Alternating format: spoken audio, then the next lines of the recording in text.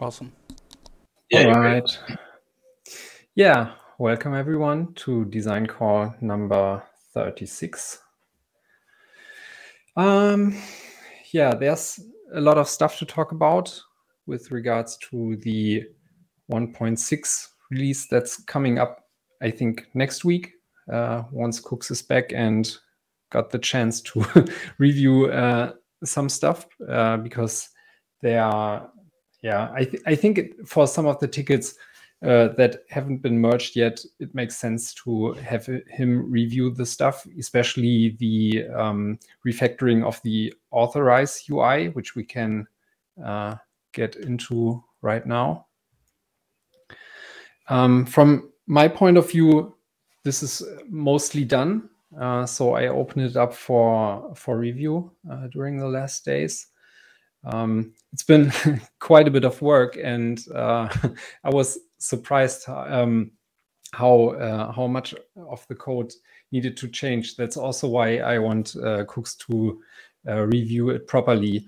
But on the other hand, we have a pretty good test suite for the Authorize flow, and so I'm not concerned that I crashed something or the likes. So the screenshots are in here. I think you, Destruct, already took a look at them. And from my point of view, there's only one more item to discuss and potentially change here. And this is whether or not we want to have this flow for one store or have the user choose multiple ones which he can apply the permissions for. I don't really, well, we have the option to do so because this is part of the old flow also. And basically, I just took the store selection and made it an upfront step in the wizard. But nevertheless, I think the use case we are striving for here isn't, well, it's not really intuitive to choose multiple stores and generate one API key for it, because the use case is something like an external store needs permission for, or an external integration like a WooCommerce store needs permission to access one BTC Pay server store. And yeah, that's why I think it makes more sense to not have this multiple select here, but have the user choose one particular store. that makes sense. Were there any, I was looking back through Woodzer's comments. Did anyone have any objections to doing multiple stores, or you think that Cooks would, maybe? I don't know.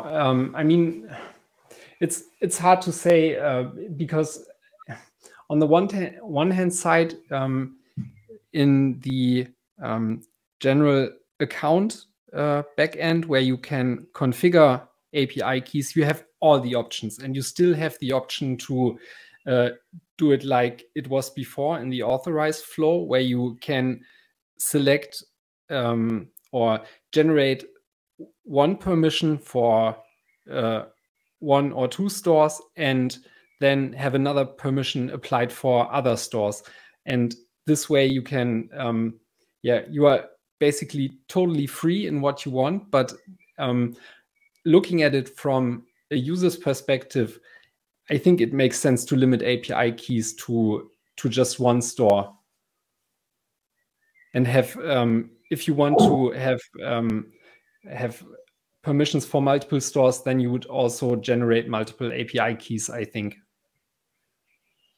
Yeah, I agree. I think it's certainly on the safer side, which is always a good thing, especially, when we're dealing with real money and, the potential to create something you didn't realize that maybe that key was applied to all of your stores. That would not be great.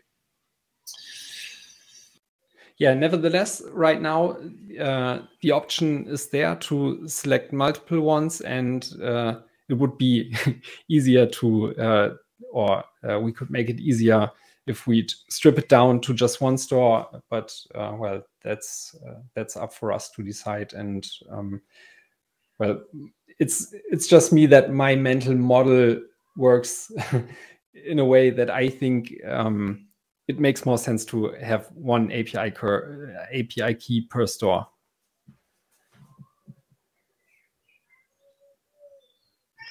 Yeah, I don't have any objections to that personally. I think that it makes sense. And if you can do that programmatically, like you said, if everything's basically still the same, then I think people who want that kind of mass action or mass store have that capability. But here, like you said, it makes it a little bit easier. It reduces potential error. And I found this easier to configure. And so I tested it a little bit last night, but I need to do probably another round this morning, maybe after this call. I'll try to test it a little bit more. But like you said, Kooks is coming back, so I'm sure he'll potentially have some thoughts too. Yeah, and maybe there's a learning for the API key creation flow in the account backend as well, because by making the store selection an upfront step, we could eliminate so much code, and the view and the controller code is much nicer now. And I also think this flow is way easier to understand for the user, because it's not that complicated anymore. You have a way clearer structure, and having this in 2 separate steps makes for a way better experience than selecting individual stores at the permission level. And one more thing, if there's not a store permission requested by the external integration, you don't get to see the upfront store selection. So if the integration just requests, for instance, this manage your server setting, then you don't have to store or select a store, and you can skip that step. Yeah, that makes sense. Okay. Well, does anybody else have any thoughts or objections, or that look good? No thoughts. I agree on the one API key per store. I think that's a good idea. Yeah, I think it also doesn't make that much sense to talk about this in theory, and it it starts to make sense once you try it out and try a few different flows, like leave out the strict setting and have multiple stores selected and so on. Yeah, there are so many cases because there are, I think 7 or so settings you can take or make, and depending on how they look, the UI you get to see turns out a bit different. That's also why I posted so many screenshots here. Yeah, and that's what I want to keep testing to make sure that there aren't those weird edge cases or something breaks. But conceptually and functionally, I think that makes a lot of sense. Yeah, but in general, as I said, I think this one's almost good to go. It just needs some more proper code review. All right. So the next one would be routers item, I think. Or do you want to go through some of the other PRs? Let's skip routers for the moment, and we'll circle back at maybe the end. Because he did mention that it's not the highest priority, and I'm not sure if he intended to be here today or what, because I don't entirely know everything he wants to accomplish. Like we chatted about UI, and like we worked through screens and stuff like that. But I think that's a few iterations, or like the goal of what we discussed was a few iterations from now. Whereas like I don't know what the current state of it is. It's obviously a lot more stripped back, but I don't know what he intends to address for the MVP, if that scope has changed or not. That, and I couldn't ask the questions that he probably has for us. Mm-hmm. All right. So from my side, it's only this public invoice PR that's still in draft mode right now. The UI part is mostly done, I'd say, but we are still discussing how to best customize the experience for the user. So let me scroll a bit. I don't know whether or not I posted a screenshot of how it looks right now. Yes, I did.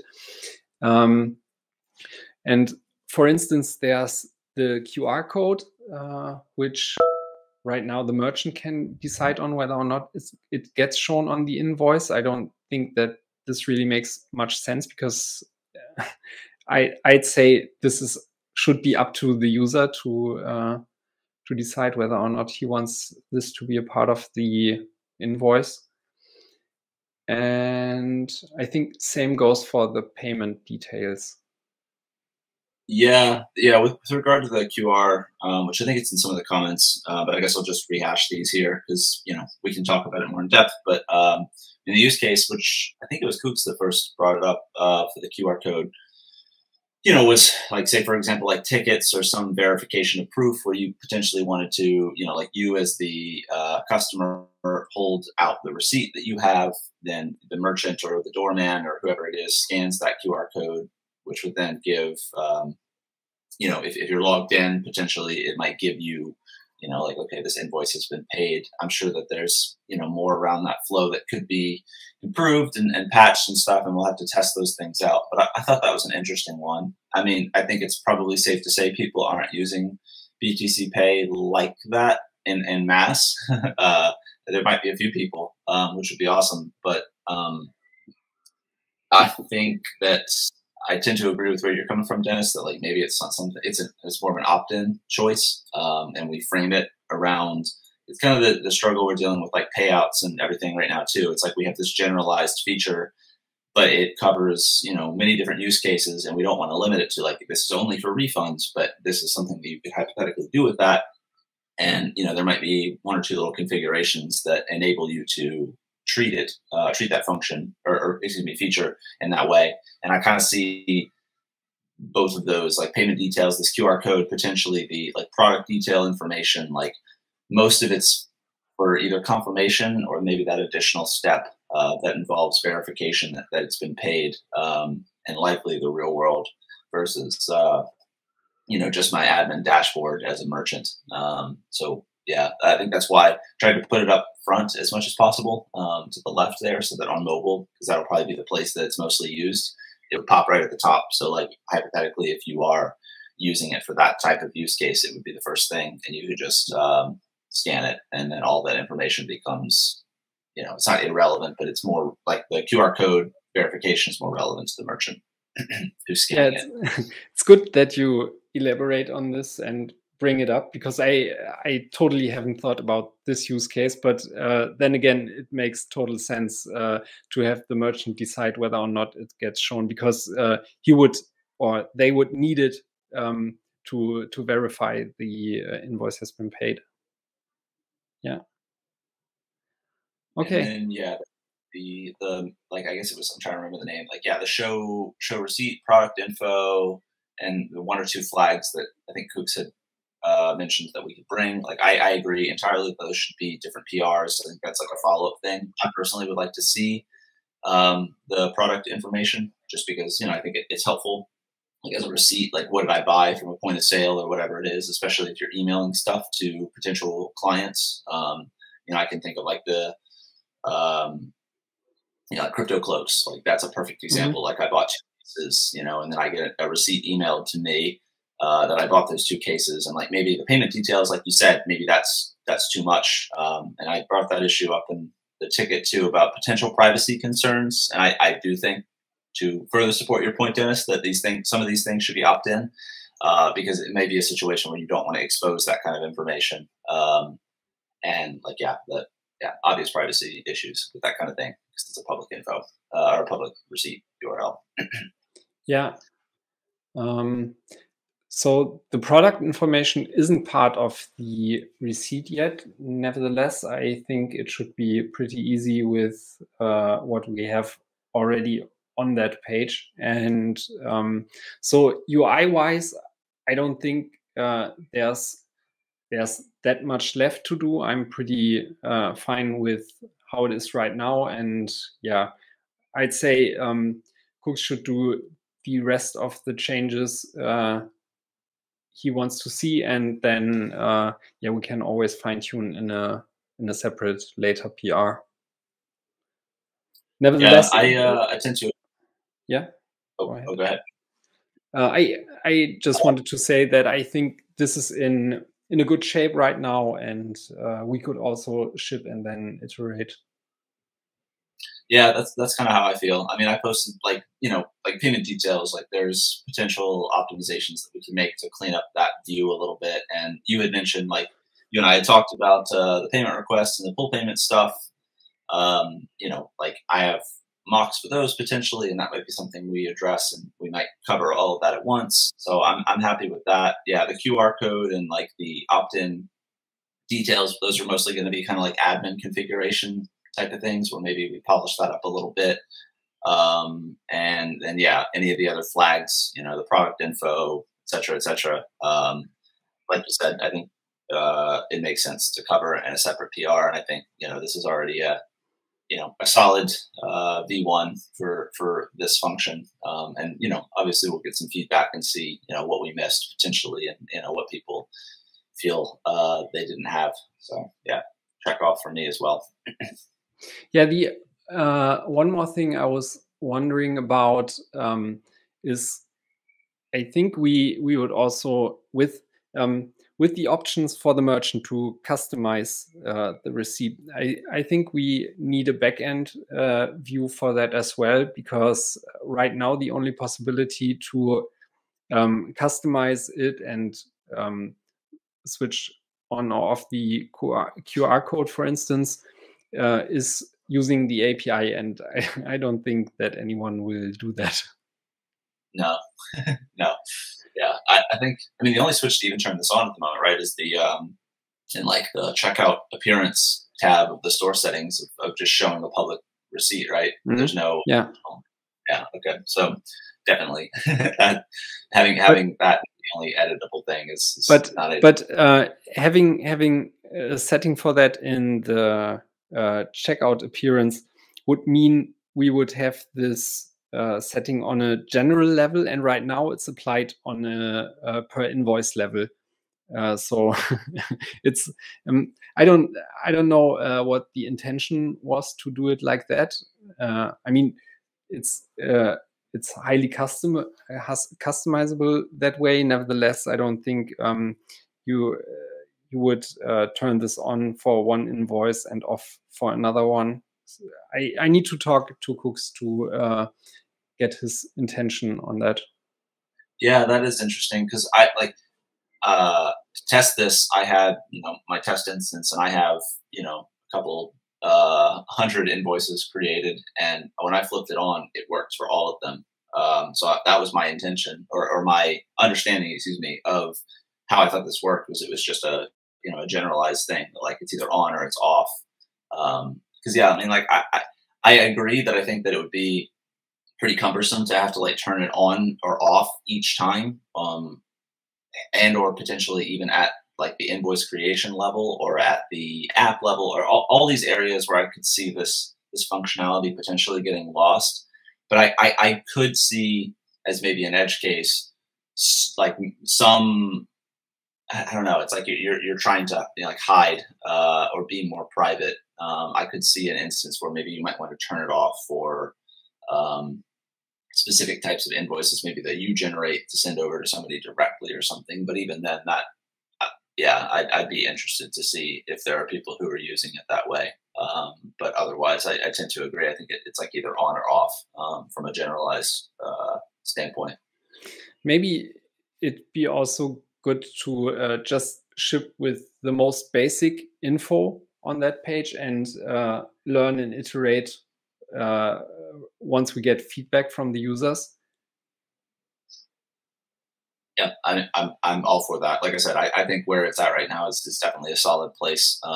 Other than just exposing some of those merchant details, where like maybe it's similar to kind of what we're dealing with some of the API stuff, where it's like when you turn this on, you know, it checks the other 3 sub checkboxes like show payment details, show product info, whatever check marks we make, and then you can individually turn those things off. You know, obviously we could probably finagle that a little bit, go back and forth, but like that could be something that's just like, okay, this is what it is, and you know, it's encapsulated, and this is your receipt, and here's all the variable information that you can control. And I think if it had that, I'd be happy to release it in its current state of things.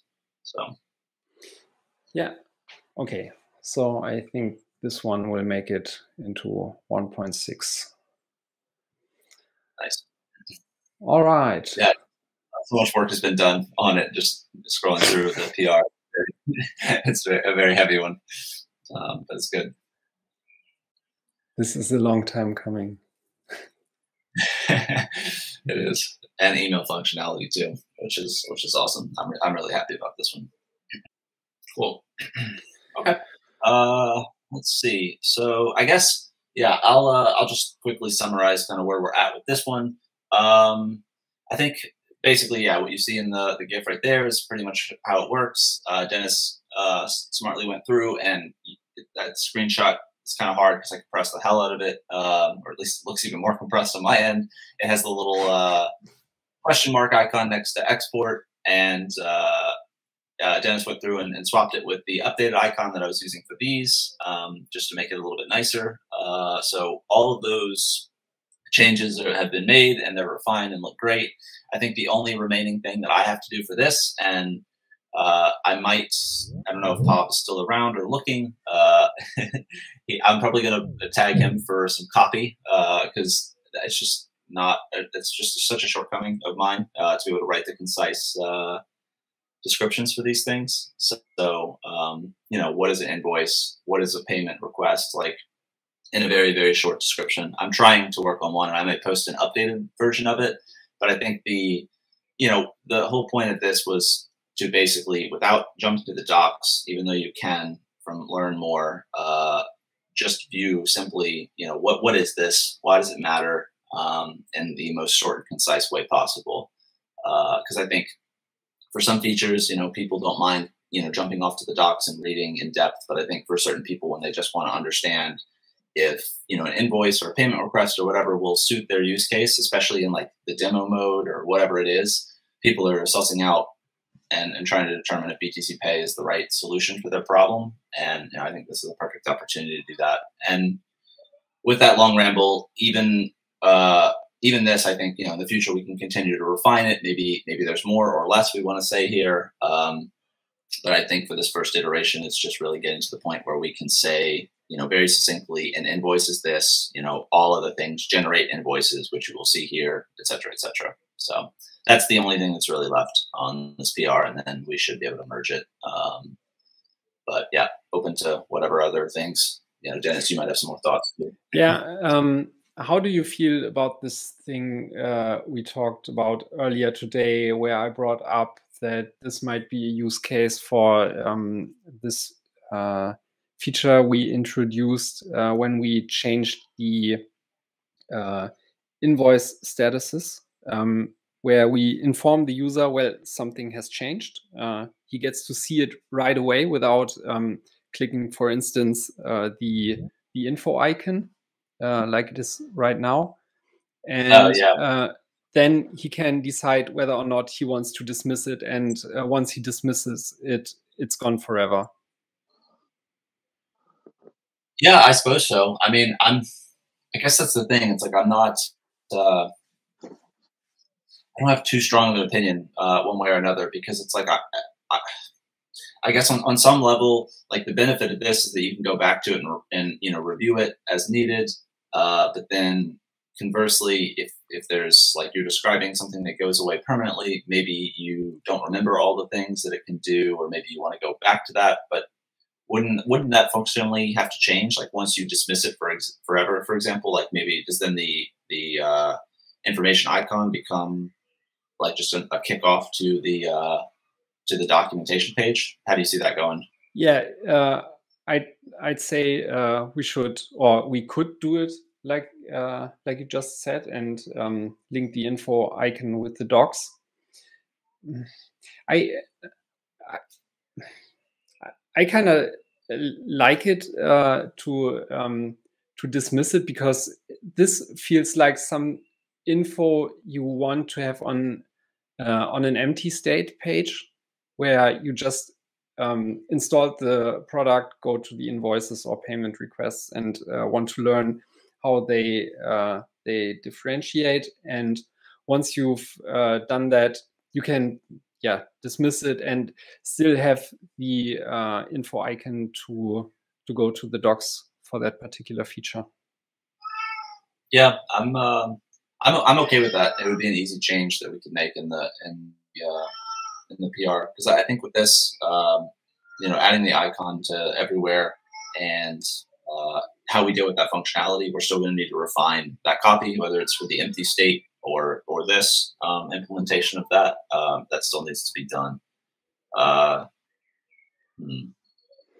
about anybody else? This is a pretty, like, I guess a little bit more subjective than like the API keys, like that. Does anybody have anything they'd like to share? Okay, let's discuss it with Pav then. All right. I don't have any strong feelings either way, so we could that's how I feel too. Leave it like that, and we'll iterate as we need to. I think it makes some good improvements across a few things, and whether it has this functionality or we extract that copy elsewhere, it's fine. Cool. So what other things do we have?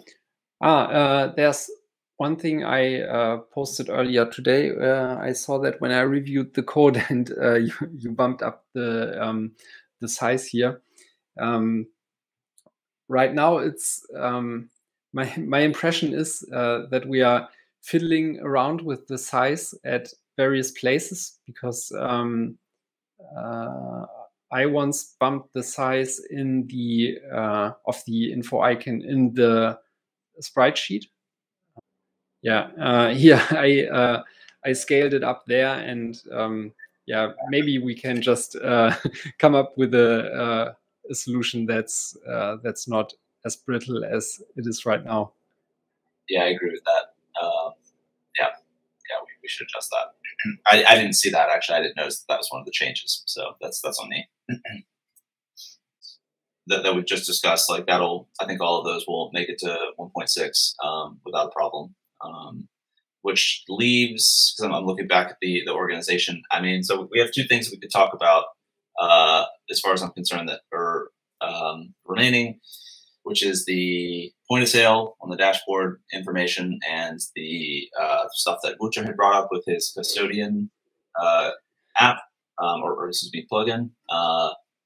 And I mean, I don't think Wouter's planning to join us, and I don't know if anybody else in here has deep insight into that. So maybe, and I guess even Dennis, you had brought up last time for the point of sale stuff, like there's still a lot that we cannot do, or I speak to that because I got to work on it today, and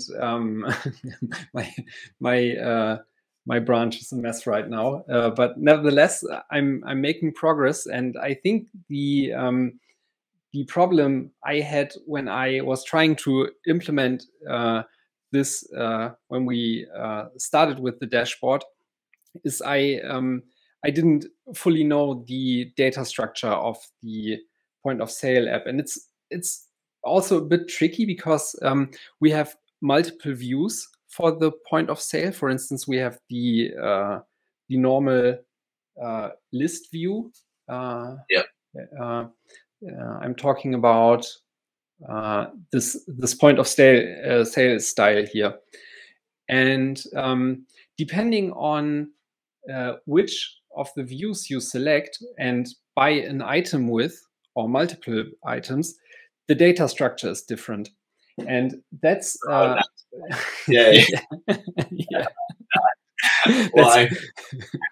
that's also why my branch is a mess right now, because well, it's not that bad because basically there are two different data structures. One is for the item list and print view, because there you have only the option to buy one single item at a time. You get an invoice, and the info of that item is part of the invoice directly.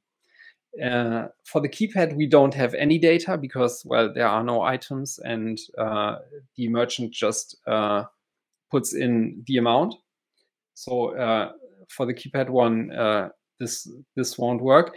And then there's the item list with the card where you can buy multiple items, and those are nested in another part of the data structure of the invoice. And when I implemented or tried to implement it the first time, I just didn't know about this this data structure difference. And now that I learned about it, I at least made some progress. And as you can see here, I have a prototype that's working, and we can basically do the same as we did for the crowdfund, where we have the sales per day. Right now, this graph isn't really working because for the card view, you can select multiple items, but right now I'm just counting them as one. So if you bought fruit tea twice, it just shows up as one item here. But I'll fix that tomorrow. Yep, that was a good question. And how accurate. And then, yeah, you get a list of the top items ordered by, I think, number of sales, which is should be correct, I think. And yeah, then we would, if if the accounting is done properly, then we would just need to add one of those graphs here, and then this one's also done. Yeah, those are just explorations. So like for any of the things that you see there, feel free to like, and that was, way early on, feel free, because I haven't revisited those. I've definitely moved on to quite a few other things. Yeah, I think something like a pie chart would work in a good way here. Yeah, I guess it just depends on space, because obviously with any of these things, it's like, I guess the fear with some of this stuff too is that, at least for the time being, there's not too much information on the dashboard, but like in time, it'll become very precious real estate. So I don't want to add too many charts without it, without really thinking through like this is the right place to add it. But like if it's an easy enough thing to do, I mean, I'm sure at this stage of things, people would appreciate seeing more visuals. And pie chart's a pretty easy thing to parse compared to a list of numbers and product items. But yeah, I'm wondering, maybe we can also turn this chart into this type of stacked bar chart. This might work. Yeah, we could like color product. I like that, and actually, it's arguably one of the shortcomings of the pie chart stuff too. Depending, like it looks great, obviously, if you have 5 or 6 items in your cart, or excuse me, in your store. But if you have, scale it up, like maybe you're selling clothes, or you're selling something that you could arguably have 20, 30, 50, from the variants and all that other kind of stuff, like all the various different generated colors could ultimately end up being a problem or not be that useful. But that's interesting to think about potentially color coordinating the product and then, doing like a stacked bar chart or some other form of visualization. So yeah, like that's the kind of thing, like we could probably talk about it a little bit more in depth, because at the stage of when that was happening, definitely had no idea how the data structure looked. And even with that, I still have more thoughts on what might be like how we should handle some of those different types of views. And if we should explicitly, state, like, do we just generalize that and say like, okay, regardless of which type of view you select for your point of sale, do we treat do we treat it all the same? Even, you know, like under the hood, we might be doing different things, but is it the kind of thing where, like, even if you're using a point of sale, you know, you may not have a list of products that you're selecting from, but technically you're still using a point of sale, and you might want to see data from that, you know, that usage. Yeah. In terms of size, this chart type might be a good option. But I'm wondering, now that we are potentially introducing multiple colors, because that's the easiest way to differentiate the products, we don't have any colors associated with products. And I think if we come up with a color range, this would work like green is for the, for instance, for the topmost item, then we have blue for the second one, and so on. And what happens if there's a change in the ranking? So maybe a merchant looks at it one day and sees the green tea is the green item, but the next day green tea might be the red item or the blue one. Yep. Do you know what I mean? Definitely. No, I like that kind of thinking became pretty clear. Thinking about correlating it to the graph on the left as a stacked bar chart. It's like, yeah, the color becomes a very prominent thing, and like you said, if it changes or switches, or hypothetically, even say you have 2 point of sales for a store, right, or 3, which obviously see in the screenshot here, it becomes a lot more noisy, and there's no correlation between. You know, green tea is a green color, right? It could be red and yellow or whatever, and then it becomes more confusing. So yeah, these are the kind of things I was hoping we'd work through. I think this was just like exploration to see like how can we maybe make some of that data a little bit more digestible. But yeah, I think you're right. It probably adds more confusion than anything. So yeah. You know, in that case, happy to cut it. Definitely not attached to any of these. I think it's just like, what can we do? Well, I think showing graphs also would be pretty nice, especially on the dashboard. It makes information graspable, and yeah. In general, I really like what I see here. Nevertheless, my point was that merchants might start associating colors with items, and that might change because we don't have that association in the back end. I see. Well, and I guess for the sake of pushing that PR forward and what we're working on, maybe for now we'll nix the colors in the pie chart and stuff like that, and reevaluate things. But knowing that maybe we can also work a bit with the brightness or the opacity. So the topmost item gets 100% 100% green, and then we tune it down from there. I like that idea. That's interesting. Yeah, we could do an explanation for that. Yeah, I'll try to come up with something that works. Cool. Yeah, no, I mean, I'm just glad to know that we will then have this data, because like you said, for all the other things, it's like this is like just getting this information out in the expected format is probably the most important thing, and then we'll iterate as we go. But yeah, that all sounds good. Yeah, I think so too. I'm optimistic that I can throw up a PR tomorrow. Nice. Damn. Knocking through everything, man. Yeah. Great work. Thanks. All right. I think that's everything.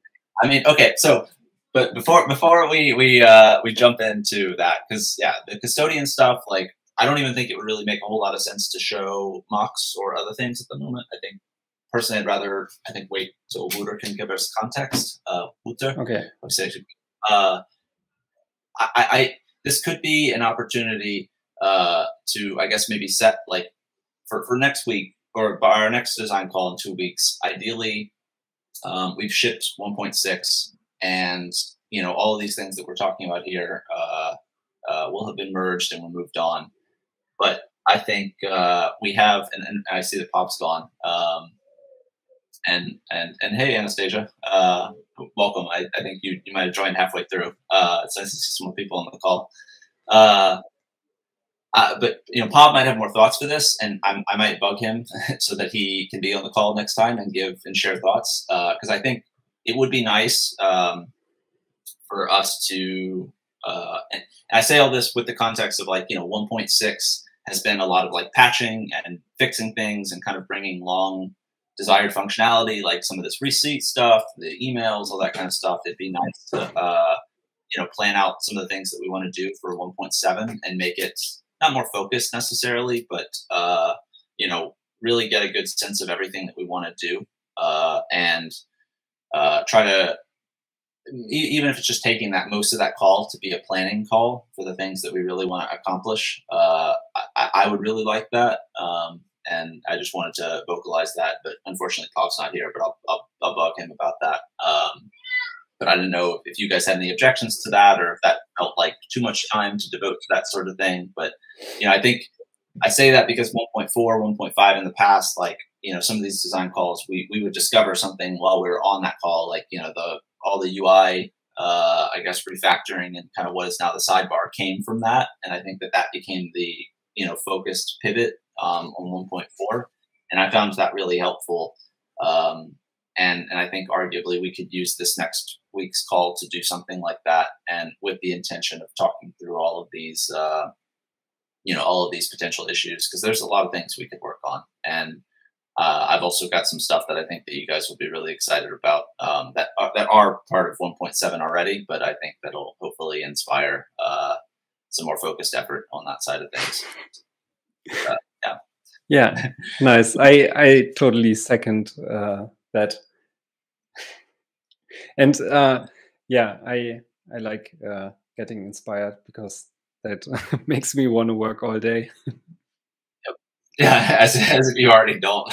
Like even little things here. Man, I'm looking so much forward to get to the point of sale public view, for instance, the keyboard stuff.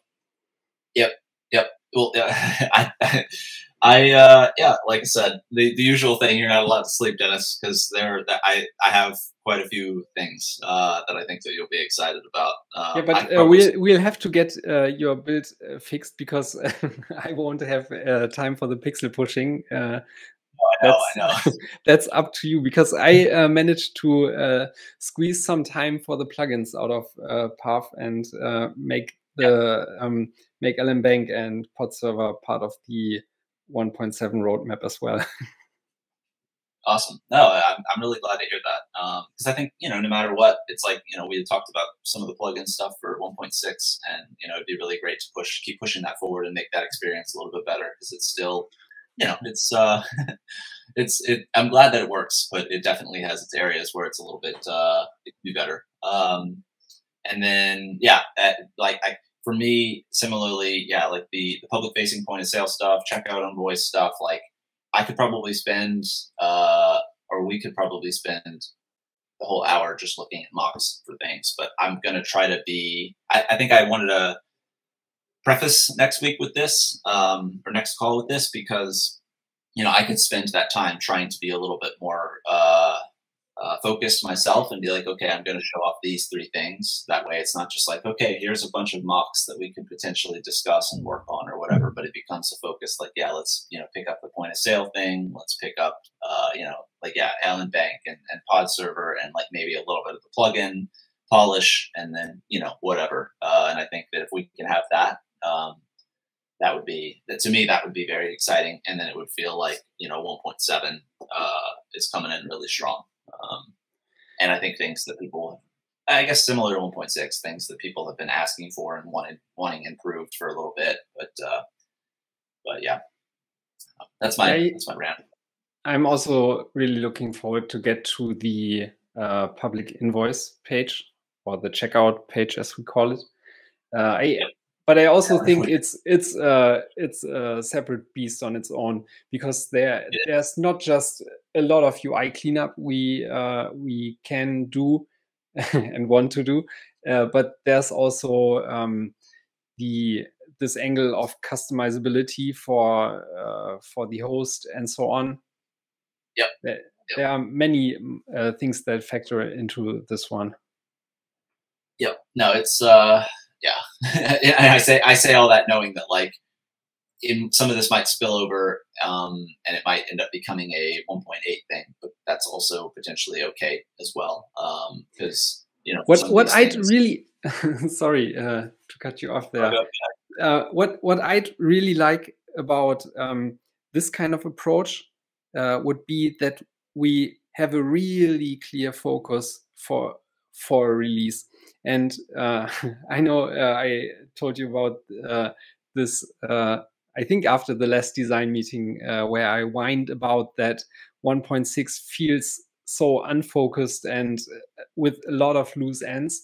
I was really struggling with this release, and to be honest, sometimes I didn't have that much fun working on it, just because, well, I just wasn't seeing the clear direction and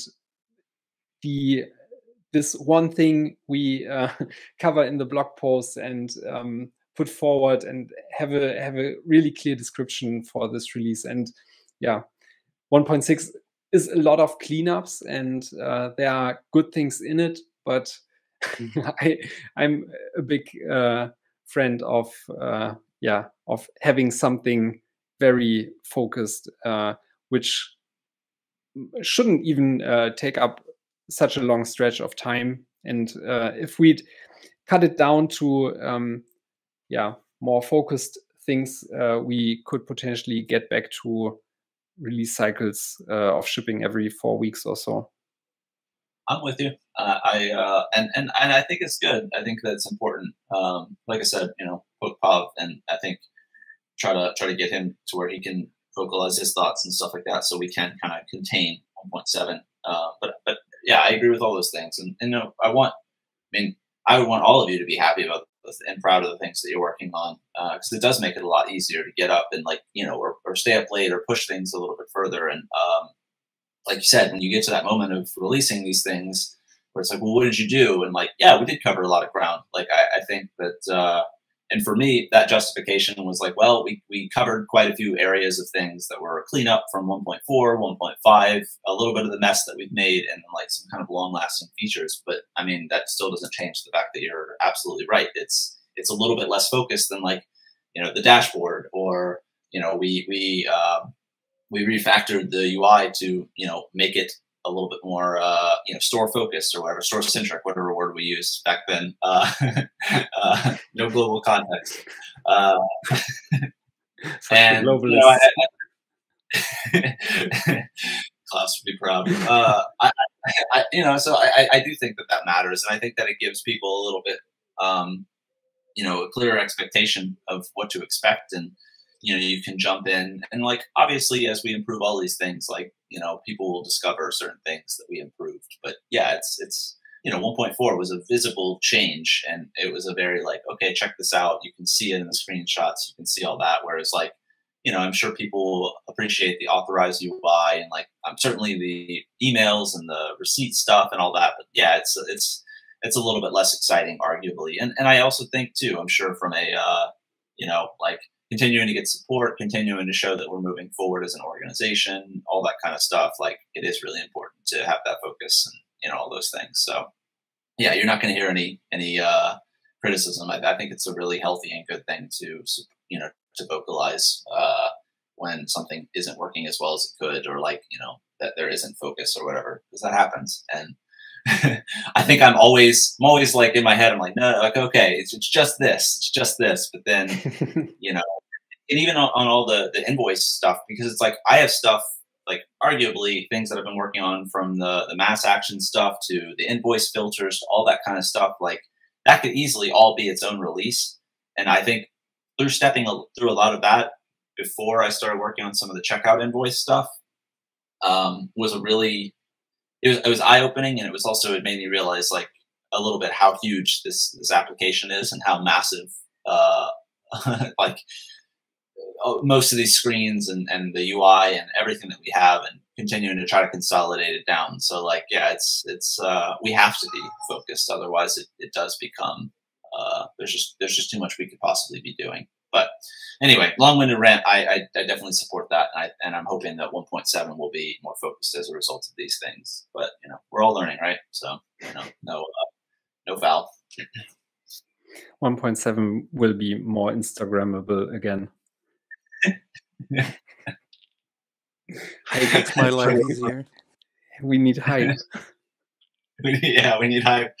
Yeah, I got to keep people interested. No, it is true. That is true. But no, I don't want that to be the takeaway entirely. Just that I want all of you and myself to be happy and and proud of the work that we release, and feel like we're really pushing certain things forward. And Boz's work on the documentation also made me realize like there are definitely screens and areas that like could be pushed further so that we can surface them to the documentation and all that other kind of stuff. And like it's crazy to feel like we do so much work on this admin side of things, and like there's still the public facing stuff that like certain views have not been touched in months. So yeah, it'll be good to get to that and hopefully show that off. So your documentation stuff will also be more Instagrammable, Boz.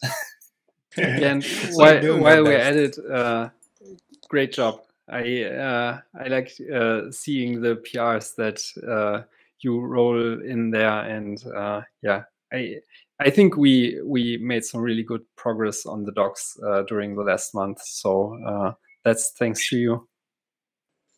Yeah, no worries. I need some input though from you, Dennis, on the lightning tiles. So I'll be pinging you about that one. Okay. Nice. I almost forgot that we finished them also in this release. Yeah, which is big because these are the ones that people really want to see. I mean, yeah. Let's be real. I mean, just one more point, because I don't want to sound too depressed or so. I mean, there's a lot of we need stuff to send help. No, there's a lot of stuff in this release we can be proud of, and as I said, for the authorized refactoring, we really cleaned up a lot of code on that one, and at other areas of the app as well. So Nicolas just recently did a larger refactoring with regards to all the emails we send and how we or what kind of email addresses we accept and so on. Yeah, this one was a unstructured or unfocused mix of a lot of cleanups, but that's fine too, I think. Indeed. For the next one, let's wrap it up. I would say we're in an hour. Yeah. Yep. Okay. Let's do Great it. work. And yeah, next week or next call will be really exciting. So there's some hype. All right, guys. Thank you very much. Already a good weekend to everyone. Yeah. Same. Cheers. Cheers, guys. For too long, we've relied on trusted third parties to process digital payments. The world is changing, and so are your customers. As cash payments decrease, digital payments become the standard. But existing apps charge transaction fees and lack privacy. BTC Pay is a Bitcoin payment platform. It gives control over your business back to you, helping people achieve financial freedom with donations, payments, and more. Help your family and onboard your friends. Use BTC Pay to host multiple stores and become a payment platform of your own. While the world changes around you, stay in control of your finances. It's simple to use, censorship resistant, and completely free. This is more than a payment platform. It's transforming digital payments as fast as the world around us.